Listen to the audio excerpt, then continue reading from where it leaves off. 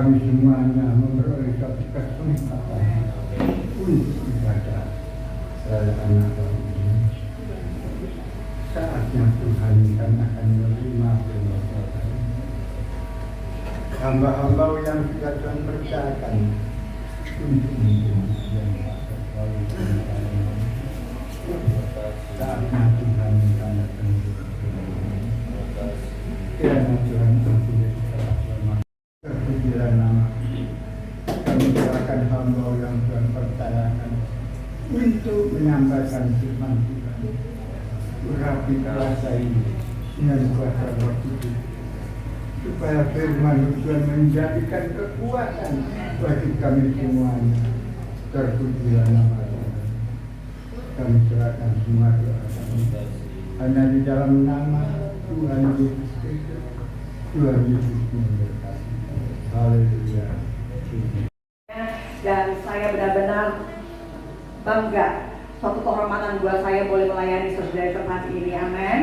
Perkenalkan dulu, nama saya Mabel Bahari. Saya ibu dari 2 orang anak.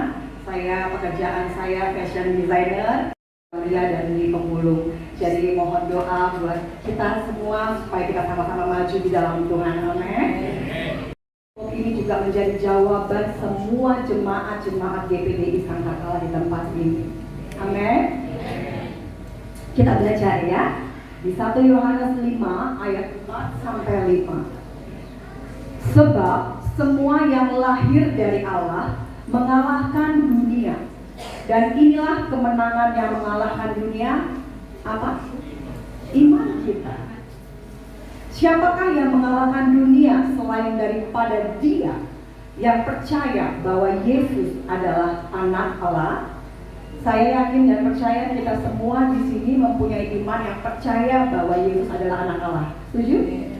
Setuju ya? Itu sebabnya dunia ini. Setiap Natal harusnya kita sedang memperingati dan merayakan tentang kemenangan atas permasalahan di dunia ini, atas pergumulan, atas keterikatan dosa. Kemenangan kita juga atas penyakit hati, jiwa, roh, tubuh, dan kemenangan kita juga atas melawan kedagingan kita. Ya. Tapi seringkali kita nggak sadar bahwa iman kita itu yang telah mengalahkan dunia. Berapa banyak yang kita suka nggak sadar dan kita anggap enteng, sedangkan janji Tuhan sudah jelas bahwa iman kita kepada Kristus itu mengalahkan dunia. Itu sebabnya dunia sengaja berusaha menggantikan kemenangan itu. Bukan cuma perayaan yang harus bermewah-mewah dan bermegah-megah. Dunia dengan susah payah juga menggantikan arti kemenangan itu, sengaja menggeser esensi Natal itu dengan kacamata orang dunia, sehingga Natal seperti dibuat standar kemewahan, pesta pora. Kalau kita bisa melihat di medsos atau kita bisa melihat ya di mana-mana, sepertinya suasana Natal itu dibuat oleh dunia menjadi seperti kayak menghalalkan segala cara untuk memuaskan hawa nafsunya. Benar nggak? Kita bisa lihat orang yang bukan pengikut Kristus aja juga merayakan Natal, tapi di mana? Di klub, ya kan? Dunia semakin ingin ya bersusah payah. Banyak sale, sepertinya kayak momen yang menghalalkan kalau kita waktunya berbelanja dan menghambur-hamburkan uang. Itulah dunia, ya. Karena dia ingin membuat kita ke-distract pandangan kita dengan artinya esensi Natal itu. Lalu bagaimana dengan orang-orang yang sederhana? Bagaimana dengan orang-orang yang mungkin sedang kesusahan, sedang dalam pergumulan, melihat kacamata dunia yang sudah digambarkan oleh dunia tentang Natal? Seringkali kita sedih ya melihatnya ya. Natal itu seperti kayak digeser sampai orang lupa bahwa juru selamat itu telah lahir. Karena banyak kita melihat gereja-gereja berlomba-lomba untuk hanya acara gembira perayaan Natal itu bisa spektakuler. Sayang banget. Sehingga akhirnya gak heran ada gontok-gontokan selama panitia. Ya, memang kenyataannya seperti itu. Akhirnya gereja pun juga akhirnya mau turun seperti yang dunia pandang, yang kasih dunia standar, harus ada gini gitu, gini gitu. Bahwa arti Natal itu adalah kelahiran juru selamat ke dunia yang membuat satu gebrakan penting bagi manusia-manusia di dunia, yaitu lahirnya satu iman yang menyelamatkan dan mengalahkan dunia. Amin. Perikop ini di 1 Yohanes 5 ayat 1-5 menjawab semua jawaban pertanyaan-pertanyaan masa lalu saya. Ternyata Tuhan sangat mengasihi saya, dan juga Tuhan sangat mengasihi saudara-saudara semua di tempat ini. Karena iman percaya saya pada Tuhan Yesus, saya boleh ada sampai pada hari ini, dan saya boleh ada di mimbar yang kudus ini. Mungkin saudara bahwa apa yang sudah Tuhan pakai dulunya seorang sampah, tapi itulah iman Kristus yang mengalahkan dunia. Saya dulu nggak ngerti, sekarang saya bisa mengerti mengapa Tuhan bisa pakai seorang yang dulu depresi, sakit jiwa, narkoba, apalagi semua yang parah-parah, tapi Tuhan bisa pakai. Saya dulu memang Kristen, saya cucu pendeta. Oma-oma saya perintis GPDI di Bali, nggak main-main. Tapi kenapa saya diizinkan untuk melewati hal-hal yang buruk zaman dulu? Tapi saya bisa mengerti sampai saat ini sekarang. Jauh begitu ya kan? Kita hanya percaya, tapi kita nggak betul-betul mengasihi Tuhan, sehingga kita nggak taat atas perintahnya Tuhan. Sehingga ya nggak heran hidup kita hanya begitu-begitu aja. Kalau dulu saya cuma hanya di titik hanya Kristen yang percaya Tuhan tanpa, sedangkan kata Tuhan, jika kita taat atas perintahnya dan mengasihi Tuhan, kita akan mengecap semua janji-janji Tuhan. Sebab kasih Tuhan itu kepada semua orang. Kepada orang yang berdosa, kasih Tuhan itu Tuhan limpahkan seperti matahari buat orang-orang yang berdosa dan orang-orang benar. Tapi janji Tuhan hanya buat orang-orang yang taat atas perintah Tuhan. Amin. Kalau kita bisa bicara kita mengasihi Tuhan tanpa kita mau taat atas perintahnya, kita ada sama seperti penipu. Kita seperti orang munafik. Kita baca di 1 Yohanes 5 ayat 1 ya.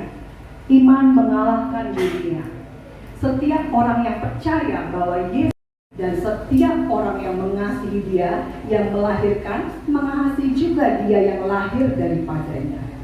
Siapapun yang percaya Yesus Kristus ada anak Allah, ia lahir dari Allah.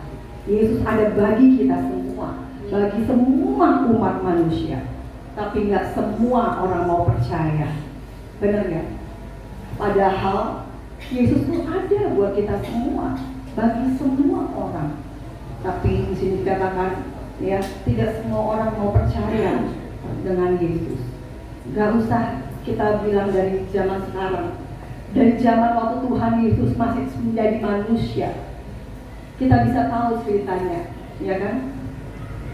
Orang-orang yang melihat keilahian Yesus di depan mata ke dalam penyalipan. Kalau kita baca di Matius 24 ayat 41 saya bacakan. Demikian juga imam-imam kepala bersama ahli-ahli Taurat. Berarti mereka ini tahu firman, tahu Taurat ya. Dan tua-tua mengolok-ngolok dia dan mereka berkata, orang lain dia selamatkan, tetapi dirinya sendiri tidak dapat dia selamatkan.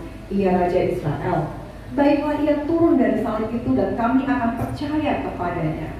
Kita sering dengan kata-kata ini ya. Bagi orang-orang yang tidak percaya Yesus, dia sering sekali menyerang kita dengan kalau memang dia Tuhan, kan dia bisa selamatkan, ya kan? Hanya orang-orang pilihan saja, ya kan? Jadinya kita nggak perlu repot-repot berdebat dengan orang-orang yang sampai gontok-gontokan, karena jelas umat pilihannya hanya pilihan Tuhan. Gak usah zaman sekarang, zaman Yesus yang sudah melihat mujizat Yesus saja bisa ngomong begitu, ya. Sebab kalau kita ngotot ya dengan penginjilan kita, terus kita ngomong Kristen karena orang-orang dengan kearifan, kita sama aja seperti kayak sedang mencuri kemuliaannya. Karena sebab apa? Kalau kita ngotot Ya kita berdebat sampai akhirnya gotok-gotokan. Terus kita mengkristenkan, berhasil mengkristenkan orang. Amin. Saya bacakan selanjutnya ke-43. Ia menaruh harapannya pada Allah. Ini kata-kata tua-tua ya. Baiklah Allah menyelamatkan dia jika Allah berkenan kepadanya, karena ia telah berkata, aku adalah anak Allah. Dalam manusianya Yesus seperti merasakan juga seolah-olah ditinggal Allah. Ya kan? Dalam cerita manusia sepertinya kok dia nggak bisa nolong dirinya sendiri. Itu pandangannya dunia. Tapi pandangan Allah bukan seperti itu. Seringkali pun juga kita melihat kenyataan hidup kita seolah-olah sepertinya kita sedang ditinggalkan Tuhan. Tapi hari ini saya mengingatkan, iman kita kepada Kristus mengalahkan dunia. Amin. Jadi 19-21 saya bacakan ya.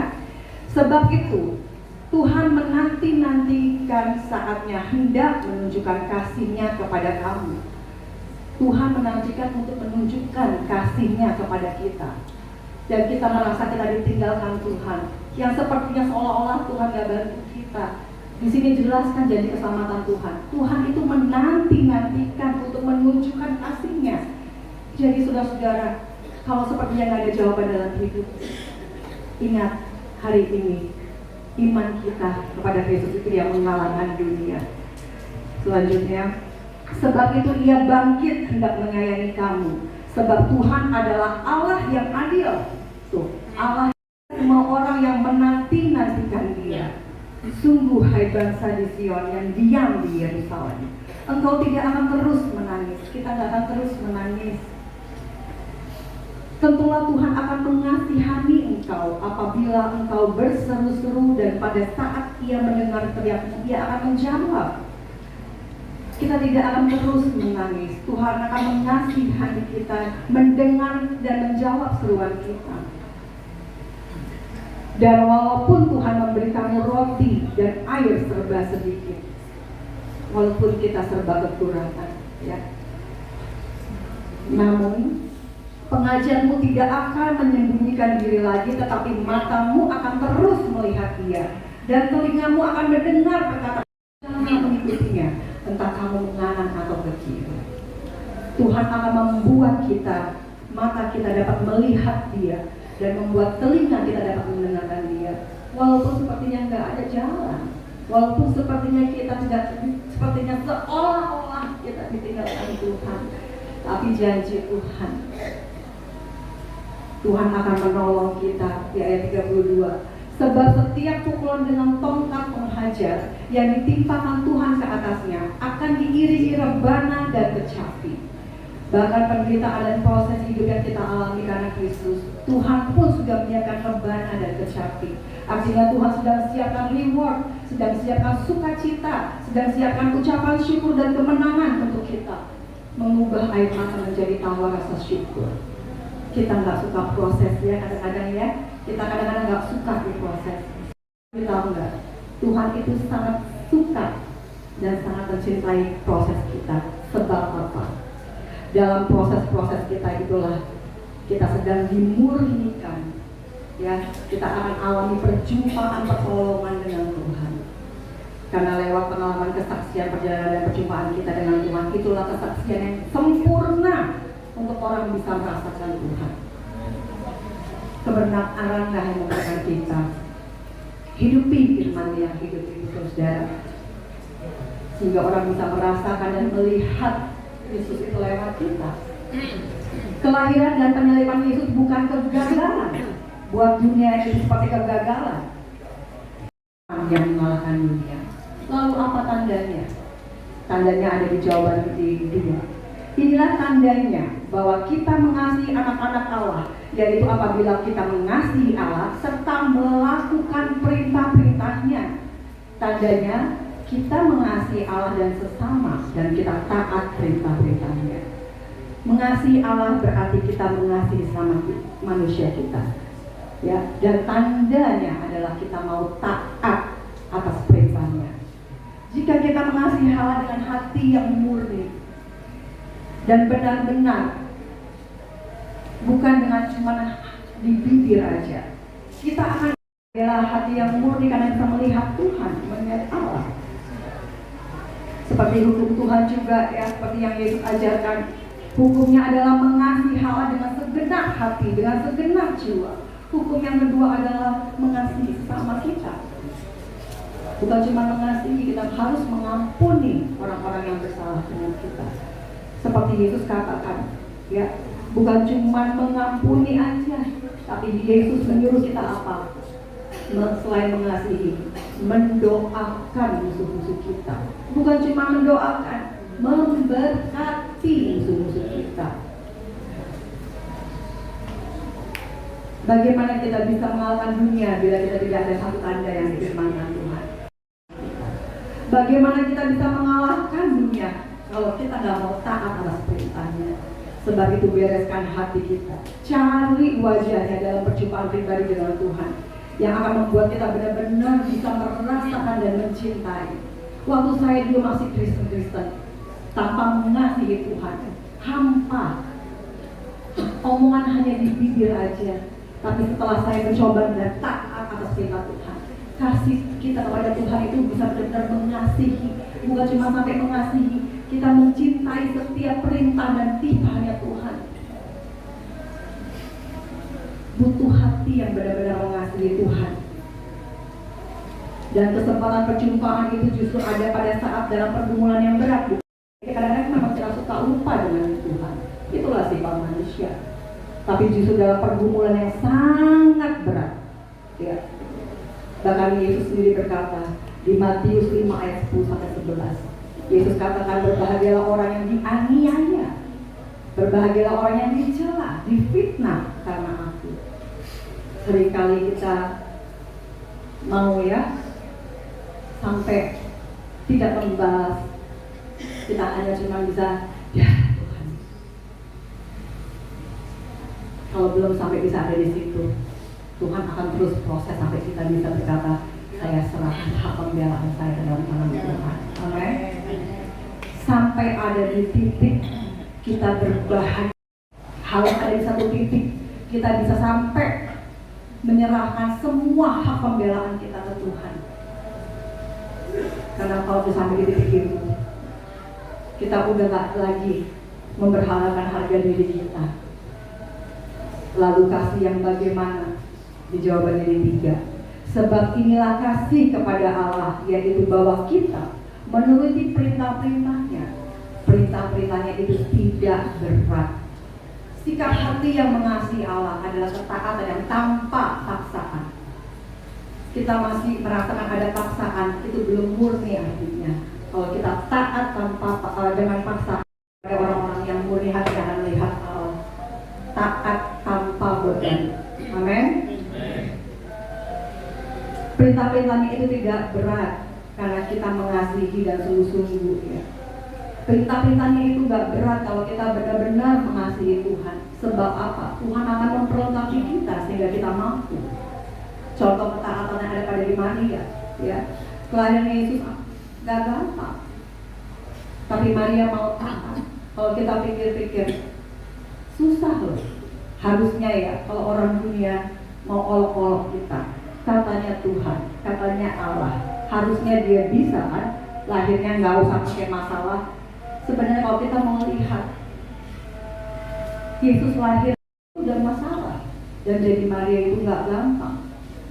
Kita bisa pikirkan kalau jadi Maria, ada zamannya, ada zaman sekarang aja kalau udah hamil di luar pernikahan aja udah jadi bahan omongan ya. Apalagi udah hamil di luar pernikahan, terus bilangnya ini anak Allah. Gak gampang jadi Maria. Tapi Maria mau tahan. Maria mau menyimpan semua di dalam hatinya. Yesus mestinya dilahirkannya itu kalau pandangan manusia mungkin Yesus mesti lahirnya dari di istana gitu ya. Itulah pandangan manusia. Bukan berarti apa yang sedang kita alami saat ini dengan segala kesusahan, pandangan manusia beda dengan pandangan Tuhan. Jadi Maria itu gak gampang, tapi Tuhan memperlengkapi sehingga dia bisa taat. Belajarlah percaya atas kedaulatan Tuhan. Amin. Sehingga kita dapat mengalahkan dunia lewat iman kita. Belajar cara berpikir dan pandangan secara ukuran iman Kristus. Itu sebabnya setiap hari isi hari-hari kita dengan makanan iman kita, hingga isinya pandangan hati pikiran kita setiap hari adalah kebenaran. Seperti Tuhan Yesus katakan di 5 ayat 6, berbahagialah orang-orang yang lapar dan haus akan kebenaran, karena mereka akan kita dengan iman kebenaran, sehingga kita tidak lagi mencari dan fokus mencari apa yang dipuaskan dunia. Karena sekarang orang banyak sekali berlomba-lomba untuk memuaskan dirinya lewat dunia, tapi semuanya sia-sia. Mereka sedang berlari tanpa arah, tanpa pasti, tanpa stop, akhirnya jadi depresi. Itu sebabnya isi dengan firman kebenaran, sehingga kita bisa terus mengisi pandangan kita setiap hari. Apa yang kita pikirkan itu semua dengan iman kebenaran. Banyak seringkali dari kita mungkin lebih banyak lihat medsos daripada firman Tuhan. Ayo, gak heran mencari mangsa yang dapat ditelan. Berarti kalau dapat ditelan, berarti ada yang tidak dapat ditelan, kan? Dan siapa yang tidak dapat ditelan? Orang-orang yang mencari mengisi kebenaran dalam hidupnya. Amin. Bila hidup kita diisi dengan kebenaran, otomatis cara pandang dan berpikir kita seperti pandangan Allah. Kelahiran Yesus yang penuh masalah dan sangat sederhana, bahkan jauh dari arti layak yang berakhir pada penyaliban Yesus. Buat cara dunia dan orang-orang yang tidak percaya itu satu kebodohan dan kekalahan. Begitu disalib lagi. Buat orang dunia itu suatu kekalahan dan kebodohan, tapi buat kita enggak. Itu sebabnya hari Natal kita sedang merayakan, kita sedang diingatkan kemenangan iman kita mengalahkan dunia, mengalahkan dosa. Kelahiran Yesus yang berakhir pada penyaliban adalah kemenangan dari Allah buat kita. Amin. Kita baca di ayat 4. Sebab semua yang lahir dari Allah mengalahkan dunia, dan inilah kemenangan yang mengalahkan dunia, iman kita. Semua yang lahir dari Allah mengalahkan dunia. Kemenangan itu iman kita. Iman kita yang akhirnya berujung pada maut dan kebinasaan. Iman kita kepada Yesus mengalahkan semua apa yang mengikat kita di dunia ini. Amin. Hanya satu pribadi yang bisa mengalahkan dosa-dosa dan kehidupan kita. Hanya Yesus. Nggak ada cara lain. Saudara-saudara yang kasih Tuhan, saya lepas dari narkoba yang sangat berat. Kalau saudara mau tahu ceritanya dulu, saya itu sampai udah kena syaraf. Saya sampai udah nggak bisa ngomong normal. Saya sampai sudah gila.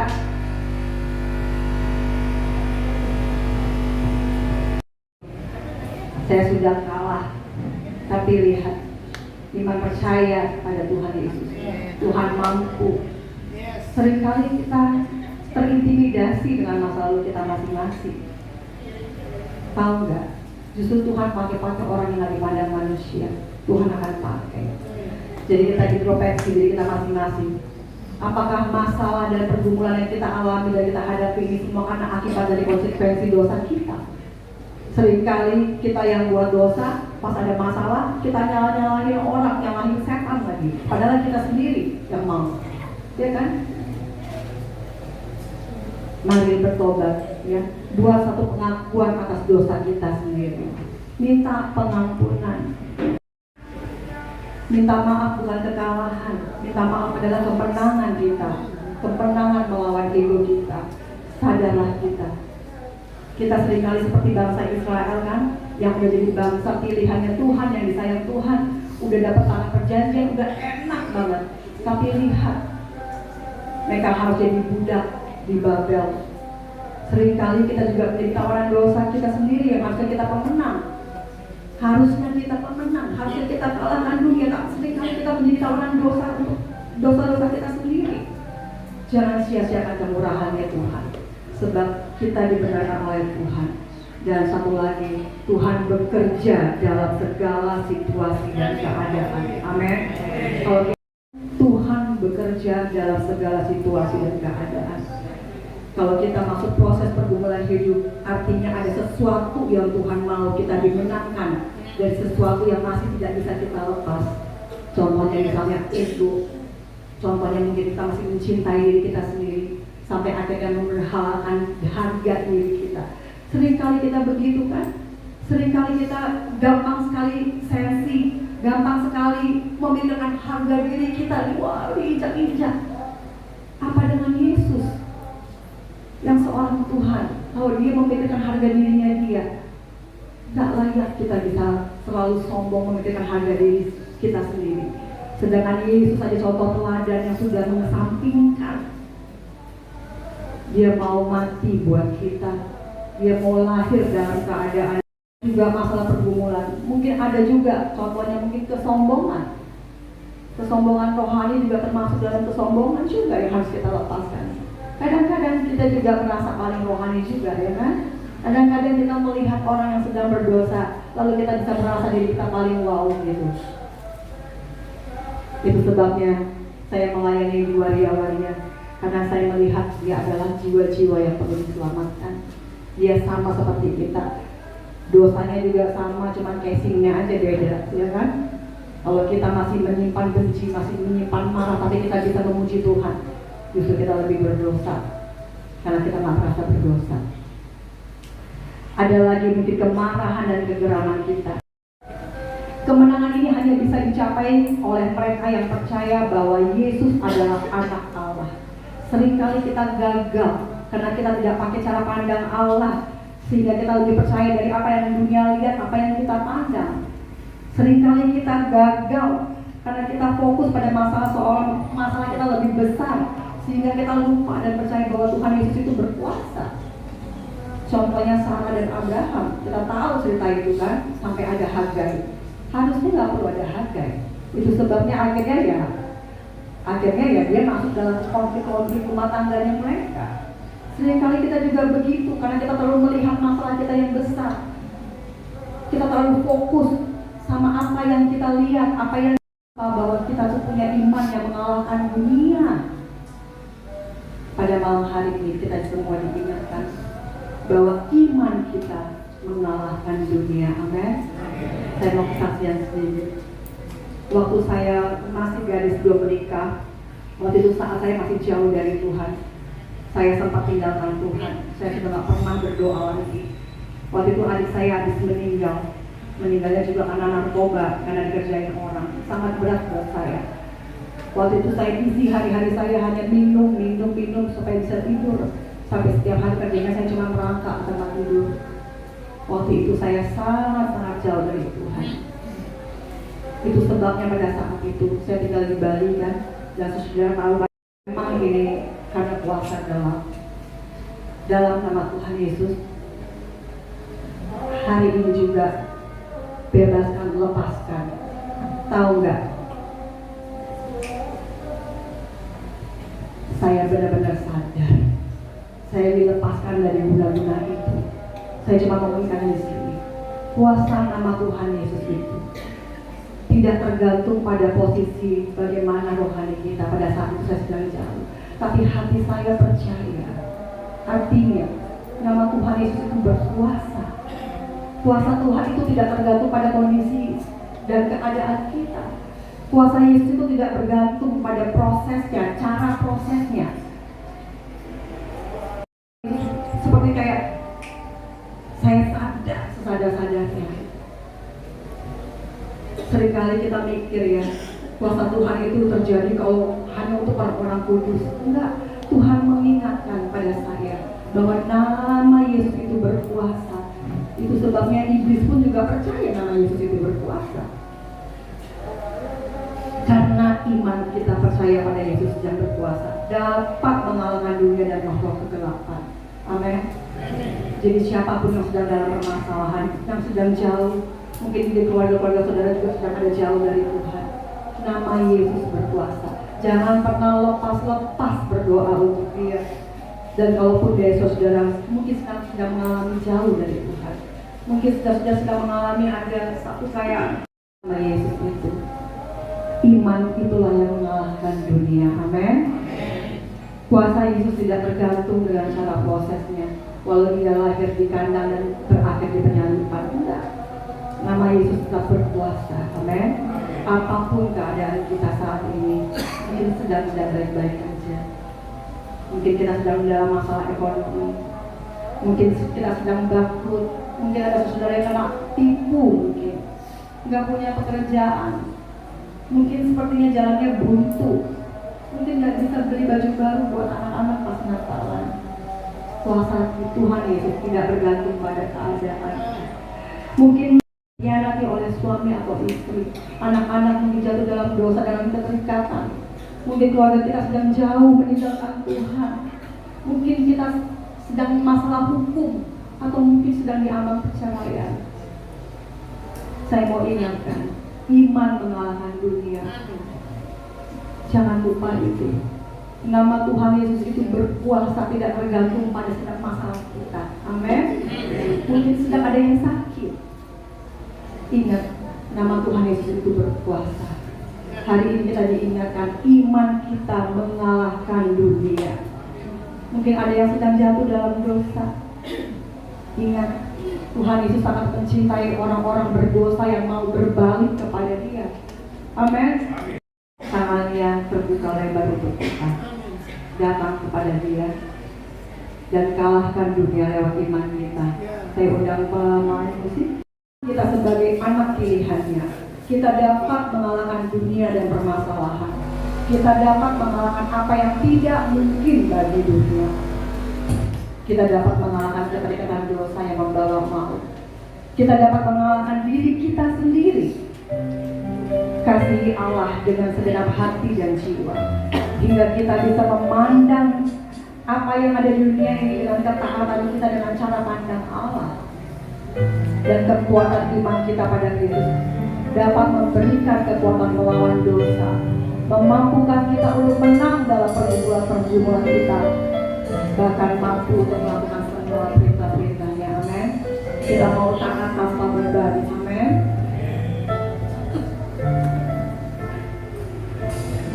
Akan buat pasti, Tuhan akan buat pasti. Kadang-kadang kita terlalu terdektini dengan permasalahan kita yang sepertinya kayak besar banget.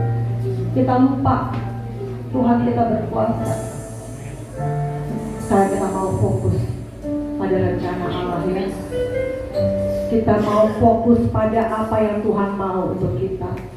Ingat janji Tuhan yang kita pegang, iman kita mengalahkan dunia. Amin. Baca sama-sama yuk. 1, 2, 3. Sebab semua yang lahir dari Allah mengalahkan dunia, dan inilah kemenangan kita mengalahkan iman kita. Iman kita pada Yesus Kristus mengalahkan dunia. Amin. Tuhan.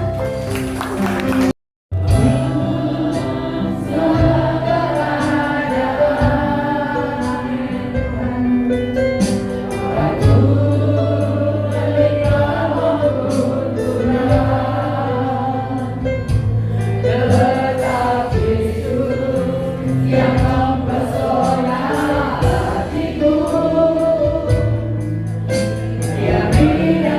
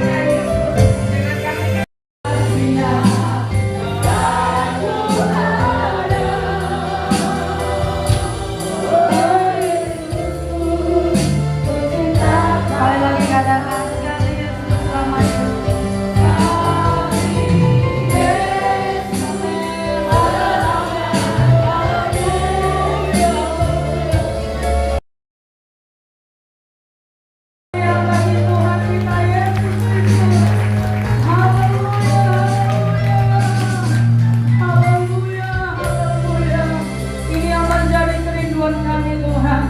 Kami mengasihi Tuhan selama-lamanya. Kami mencintai Tuhan selama-lamanya. Kondisi situasi dunia ini tidak dapat merubah kasih kami Tuhan. Kami tetap beriman kepada Tuhan. Kami tetap percaya kepada Tuhan. Dalam setiap kondisi apapun, susah senang, kami mencintai Tuhan. Kami perlu Tuhan dalam hidup kami. Terima kasih Bapa yang baik. Terima kasih Engkau sudah berikan juru selamat dalam hidup kami. Hidup kami lebih Tuhan percaya kepada Tuhan. Terima kasih Bapa, kami sudah mendengar firman-Mu. Biar firman-Mu itu berakar, bertumbuh, berbuah dalam hidup kami. Roh Kudus terus bekerja memberikan pertumbuhan dalam setiap kehidupan kami, supaya hidup kami lebih berkenan dan menyenangkan hati Tuhan. Berkati hamba-Mu, pakai kehidupannya lebih hari lebih heran, menjadi Allah Tuhan yang heran, sehingga banyak jiwa dimenangkan untuk kemuliaan bagi nama Tuhan. Sebentar kami akan memberikan korban persembahan Tuhan. Kuduskan persembahan kami, boleh layak bagi pekerjaan Tuhan, menyenangkan hati Tuhan. Di dalam nama Tuhan Yesus Kristus kami berdoa dan mengucap syukur. Haleluya. Amin.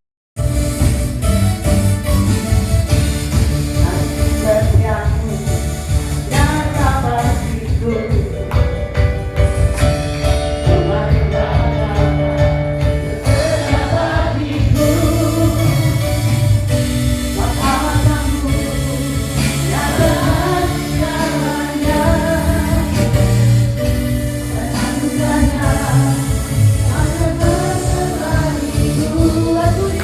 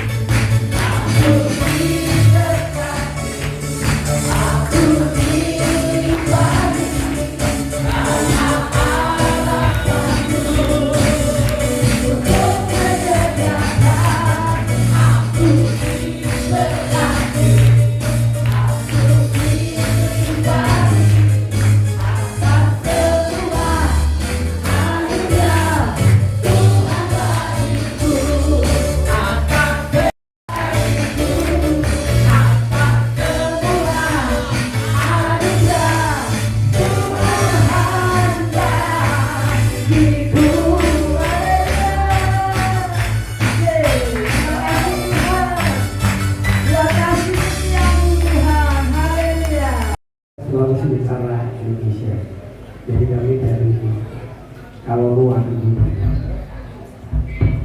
Dan terima kasih Ibu Gembala atas undangan untuk kami bisa boleh melayani di gereja.